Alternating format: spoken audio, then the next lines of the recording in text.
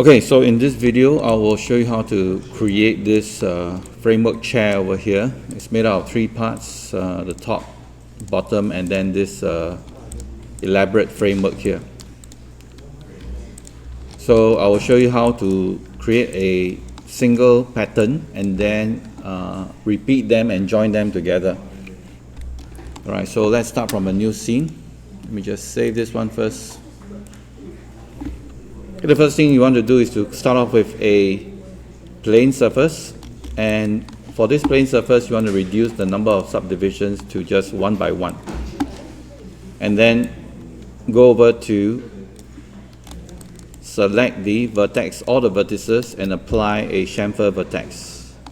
So after applying the chamfer vertex, select the corner faces and delete them away, and you end up with a octagon. Select the center face of the octagon and then do an extrude inwards. So you can press shift right mouse click, extrude, or Control E. Click on the scale, any of the scale cubes here, so that you can access the uniform scale and scale inwards.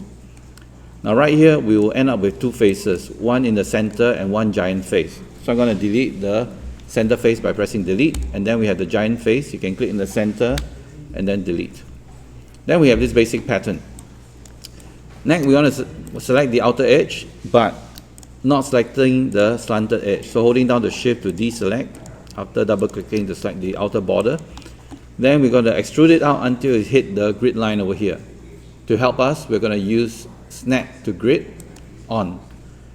Then press Ctrl E to extrude, and then drag the extrusion until it snaps to the edge like that. And we have completed our first pattern. We're going to be creating a 50 of these pieces to be joined together. So first, go to object mode, select this.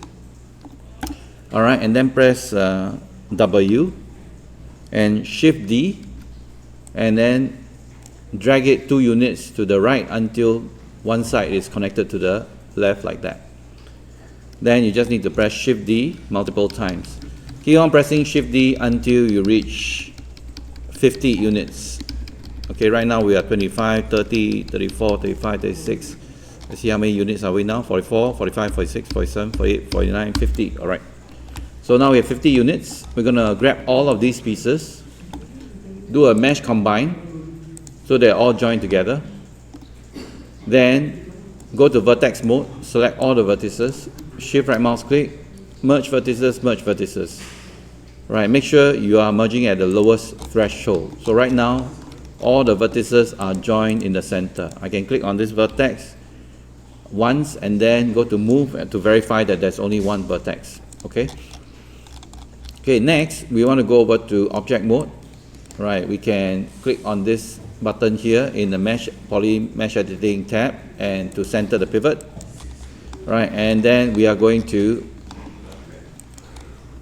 duplicate this direction. So press Shift D to duplicate, and then drag it down until it reaches to the end like that. And same thing, we're going to duplicate several iterations of this. So press Shift D to duplicate until we have a good amount. We want to create something that is almost like a 16 by 9 ratio, so that we have enough on the side here to roll up into a cylinder. I think this should be enough.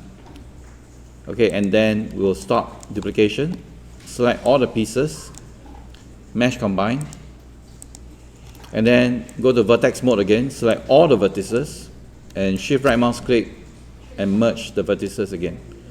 Alright, so now we have this object, right? There's basically a single object. We're going to delete away the history, Alt Shift D, and then we should end up with this framework. So I'm going to call this the framework.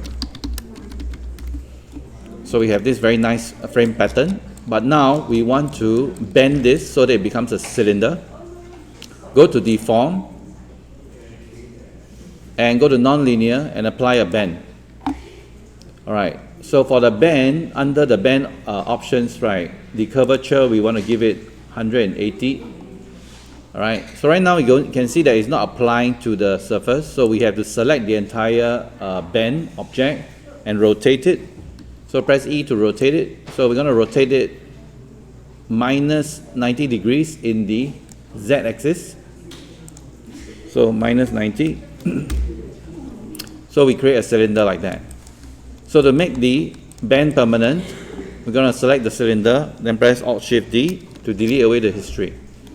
Then we can center the pivot. So we want to move the cylinder, the brand new created cylinder, right, to the center of our grid. So press W to move, holding down to X, and then snap it back to the center. We're going to rotate this 90 degrees in the X-axis. So press E, holding down to J, rotate this 90 degrees. We're going to freeze the transformation. So reset everything back.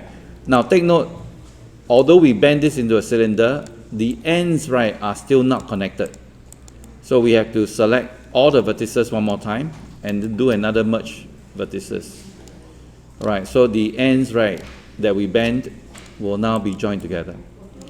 Okay, so now how do we deform this shape to get that bulging shape, like a barrel shape on the end? Now, there are a couple of ways that we can do it. I will show you the quickest way. That is to use the sculpt, all right, the sculpt deformer. So enable the sculpt deformer, create a new sculpt deformer from deform, then press R to scale, and then just scale it outwards, and then you can see that it starts to affect the shape. You notice that as I go beyond, right, it will force it to become a sphere. Okay, if this is the shape that you want, you can stop it here. But we want to create more like a barrel shape. So already you can see that I have a bit of a barrel shape that is affecting the range here. So I'm going to scale it up until you can see the center bulging out slightly. Then go over to the sculpt options. And then we play with something called the maximum displacement. So you can click on the maximum displacement, increase it more or less until you get a sort of barrel shape. Drop off distance, we can increase the drop off distance so that we get a nicer shape like that. So we do not want to scale the deformer until to force it to become a sphere. I like this shape. Okay, this shape is good enough for me. Then now I can fix the deformation by deleting the history. Alt-Shift-D to delete away the history. So now this shape is permanent. Now I want to create a couple of seats on the top and bottom. So to do that, all we need to do is just to create a cylinder. Okay, move the cylinder to the top, right, and then scale it up until it fits the diameter of the seat. All right, and then reduce the scale until it fits the top. Now the bottom edge, right, I want it to be wider. So I'm going to do the scaling in reverse. Go to vertex mode, select the center vertex, holding down the control, right mouse click to change the selection from vertices to faces to faces. Press R to scale and scale it down until you got this taper.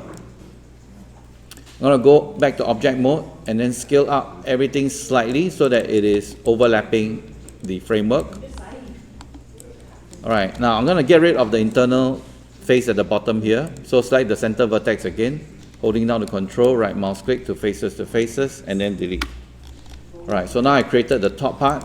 Now I want to add a couple of bevels.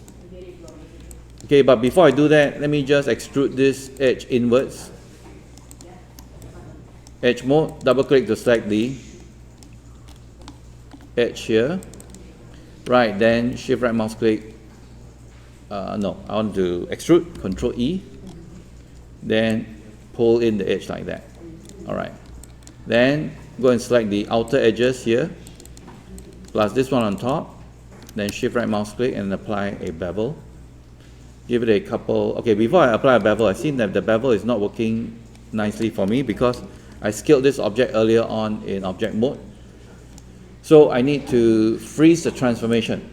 Alright, so now let's go back to apply the bevels again. And shift right mouse click bevel or Control B, and now it looks a little bit better. Give it about 2 segments. And if I press number 3, it should subdivide nicely. Okay, now the top part is done. Now I just need to mirror to the bottom. So I'm going to use the mirror tool. So go to Mesh, Mirror. We're going to mirror along the Y-axis, which I already done. And then click on Mirror. Right, so right now the center edge, right, the center point is at the bottom. That's why I can't see my object. So I'm going to change the direction to negative, and now you can see the mirrored object at the bottom. Okay, so now the cylinder is actually consists of these two, so I'll just call them seats. And that's it. That's how you model this shape here. Now, if you do not like this thin framework, of course you can select all the faces by double clicking and apply an extrude. Extrude the face. You're going to wait for a short while because this is a large number of faces, and then we can pull out in the blue arrow out a little bit, and now you can have the thickness of the framework.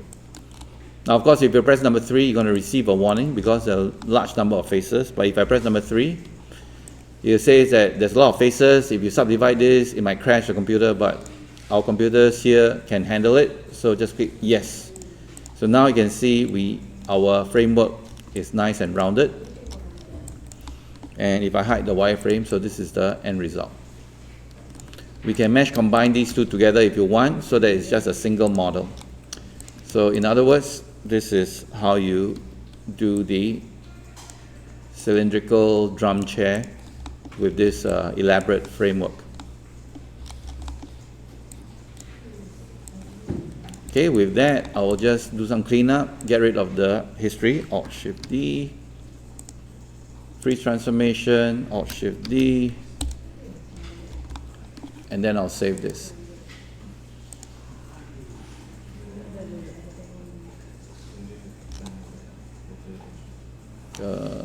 Let's say frame, no, I'll just call this drum pattern, drum shaped chair. Okay, that's it.